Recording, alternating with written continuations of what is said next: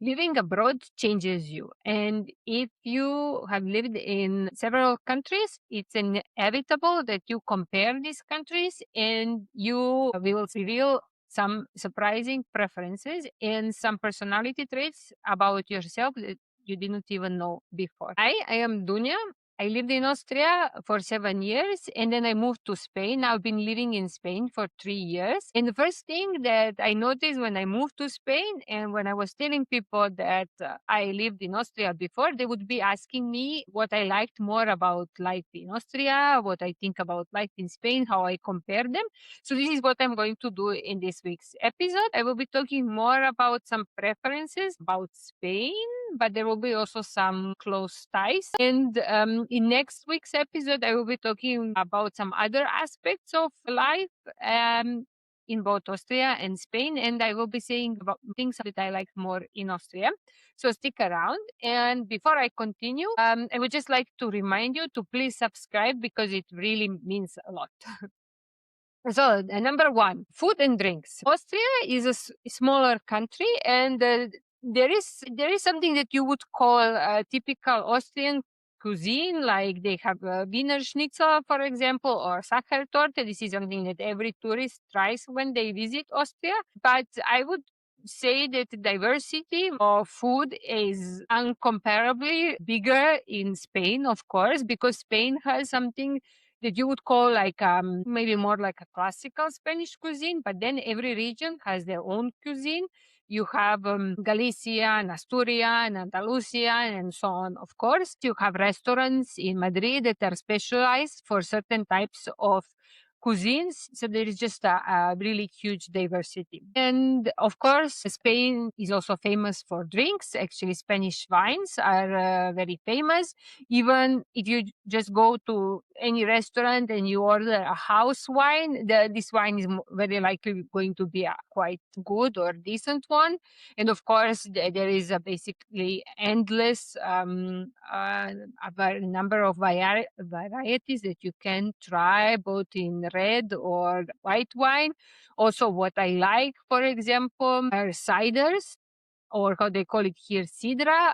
These are this apple wine, and they're more specific for the northern region. So if you go to Basque Country or Asturias, they have also cider there, which is very good. And of course, now to don't go into too much details, each region has either their own type of wine or a liquor. And in this aspect, I would like to say that definitely there is more diversity and more things to try. So I would definitely recommend Spanish cuisine. Number two, actually going out and billing and tipping system. So when I'm talking about restaurants, to relate to the previous section, I would really like to mention here is that first in Spain, when you are paying your bill in any restaurant, I don't remember when was the last time I could not pay with card anywhere, but especially in restaurants, you can pay with your card everywhere. This is something that in Austria is still not the case. I remember when I was with my family in one very touristic but very small, like it was like a village. We could not pay with a card, which I was really, even though I lived in Austria there for already a couple of years, I was still surprised that in so touristic places, you still in many restaurants cannot pay with a card. And then I remember I had to walk like 15 minutes to find one of very few ATMs to actually get the money. So be careful. If you go to Austria, you should have cash with you at all times, which is not the case well, it's usually not the case in Spain. And when we talk about tipping, I would like to say that in Spain, they really don't expect you to tip them. Maybe, I don't know where you will go, but if you go to some very touristic places, maybe they are already accustomed to tipping. But in general, Spain, the tipping is not customary and they don't expect you to tip. In Austria, it's not just that they expect you to tip, but they even are not shy to remind you that you should tip them. So if you are like paying with a card. Again, in some restaurants, of course, you can pay with a card. They will ask you how much you're going to tip. And also, what I did not like so much about this system is that many restaurants, especially in small places in Austria, like in villages, they are owned by the people who are serving you. So they are the owners and they still expect you to tip them. So to me, this was like, okay, if you don't think that you are earning enough with the prices, then why don't you increase them? Sometimes it was happening to me that if you tip them, but they are expecting to be tipped more, then they will get not rude, but borderline. One thing I would also maybe need to mention here, when you go to a restaurant in Spain, you get some small, sometimes, but you get some complimentary things. If they bring some food to your table, then that's for free. So they bring some kind of tapa or potato chips or some olives, they're complimentary. Or in Austria, very rarely bring you anything on the table until you order stuff. And if they bring you something, this is usually either a little bit of bread or a little bit of bread with butter.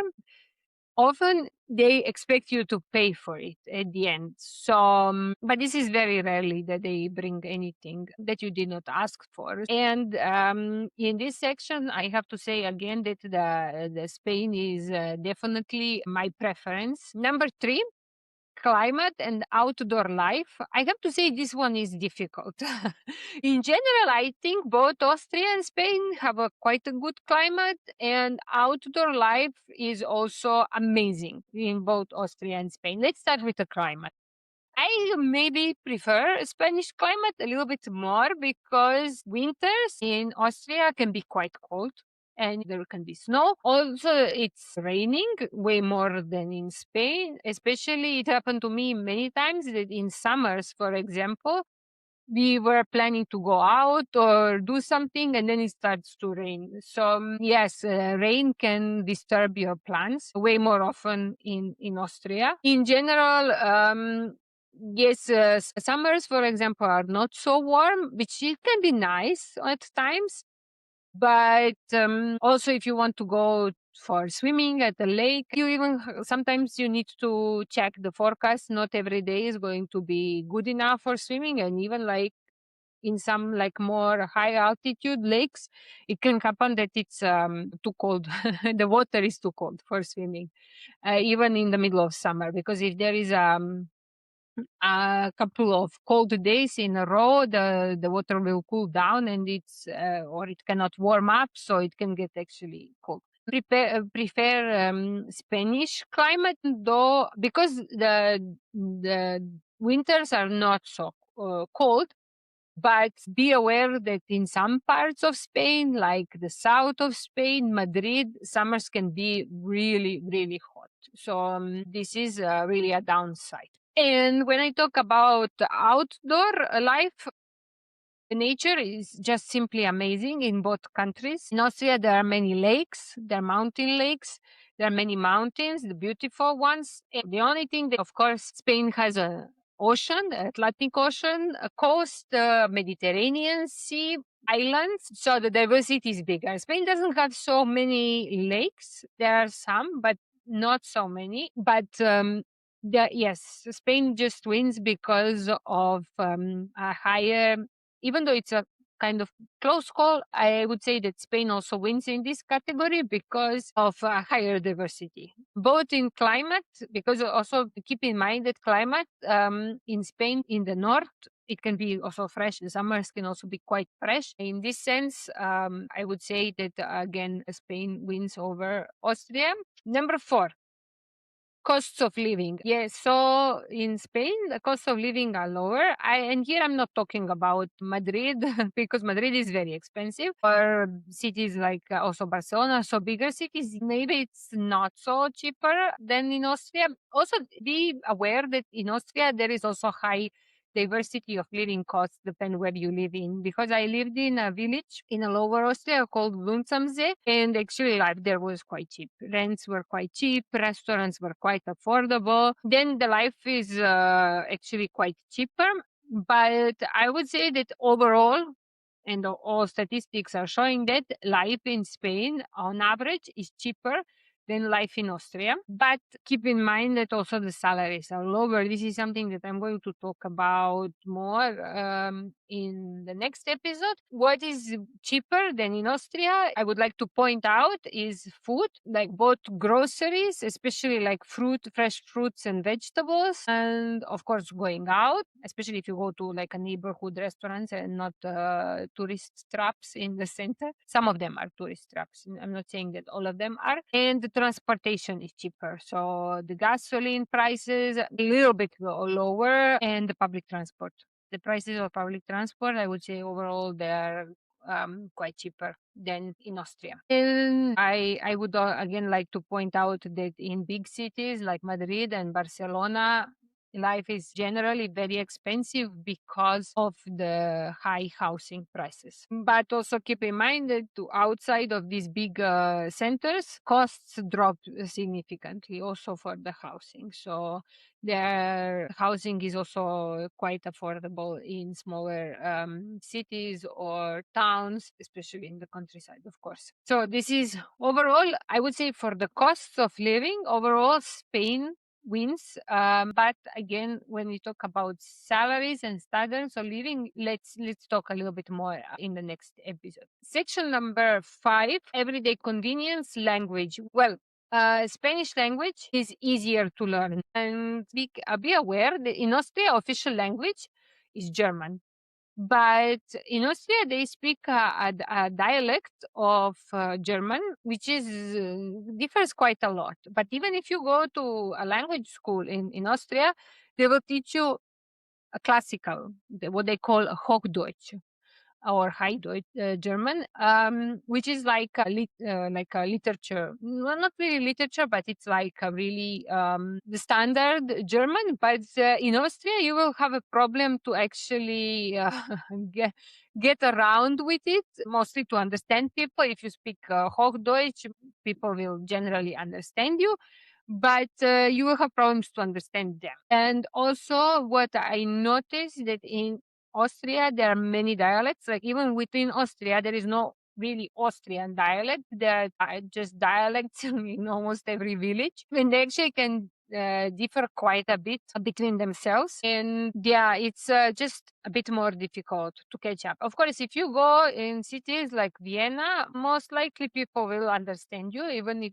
you speak in English. This is in Spain not so easily the case. Even in big places like in Madrid, you will suffer a little bit to find someone that you communicate with in English, like in shops or restaurants or something like this. So maybe you're slightly more forced to learn Spanish in Spain, but also in Austria, it's not so easy if you don't speak any German because, yes, as I said, in cities, it's easier, but in towns and villages, it's also very difficult to find a person who can speak English. If we are going to talk about convenience regarding languages, learning Spanish is easier and it's going to be for you more broadly applicable. Of course, Spain also has dialects, and some dialects are actually quite difficult to understand. But I think still it's way more difficult in Austria than in Spain.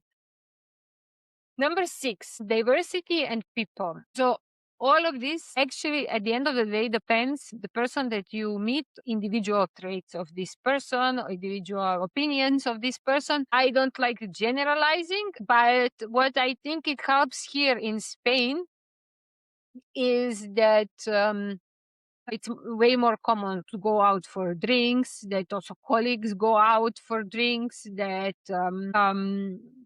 there are these informal meetings and then people get to know each other, and this makes people feel probably more welcome in Spain than in Austria. But again, I think at the end of the day, I met some really nice people in Austria. I met not so nice people in Austria, and the same applies for Spain. I think the only difference that it makes is that, yes, this kind of more open culture of Spain is making you feel more welcome because of these spontaneous meeting ups for drinks and so on. And this was it for this week's episode. Just to wrap up, next week I will still be talking about differences between Austria and Spain, maybe with a slight bit more focus on some preferences regarding Austria. I would just like to remind you to subscribe. If you have any questions, any thoughts, comments, write down in the comment section. I would also like to remind you that I have an Instagram account, Expat Spain. I also have a Buy Me a Coffee account, Miss Expat Spain. Check them out. And until the next week,